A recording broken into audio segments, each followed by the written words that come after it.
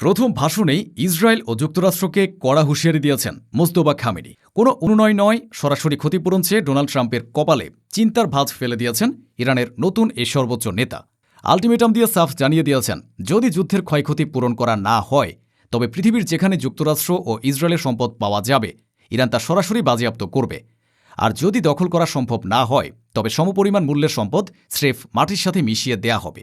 কোনো কূটনৈতিক টেবিল নয়, সরাসরি যুদ্ধের ময়দান থেকে যেন আগ্নেয়গিরির মতো গর্জে উঠেছেন মোস্তফা খামেনি। বাবার মৃত্যুর প্রতিশোধ নিতে তিনি যে রণমূর্তি ধারণ করেছেন তাতে শুধু মধ্যপ্রাচ্য নয়, রীতিমতো হাড় কাঁপানো আতঙ্ক ছড়িয়েছে ওয়াশিংটন থেকে তেল আবিবে। আর পরিষ্কার কথা, ইরান আর কোনো আপোষ করবে না। এবার হবে চোখে চোখ রেখে সরাসরি হিসাব নিকাশ। মার্কিন সামরিক শক্তির প্রতি মোস্তফা খামেনির আলটিমেটাম ছিল আরও ধ্বংসাত্মক।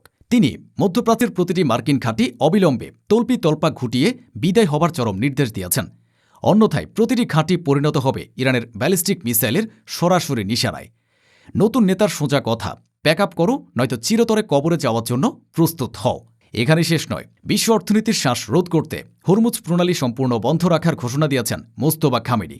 এর ফলে বিশ্ববাজারে জ্বালানি তেলের জন্য হাহাকার আরও তীব্র হওয়া এখন স্রেফ সময়ের ব্যাপার। তবে কৌশলী এ নেতা একই সাথে প্রতিবেশী দেশগুলোর সঙ্গেও বন্ধুত্বপূর্ণ সম্পর্ক বজায় রাখার স্পষ্ট বার্তা দিয়েছেন।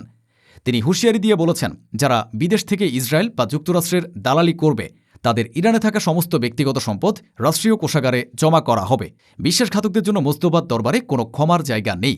মোস্তফা খামেনির প্রথম ভাষণে কোনো নমনীয়তা ছিল না কোনো নতি স্বীকারের সুর। এটি কেবল একটি ভাষণ নয়, বরং যুক্তরাষ্ট্র ও ইসরায়েলের দম্ভ চূর্ণ করার এক প্রকাশ্য চ্যালেঞ্জ।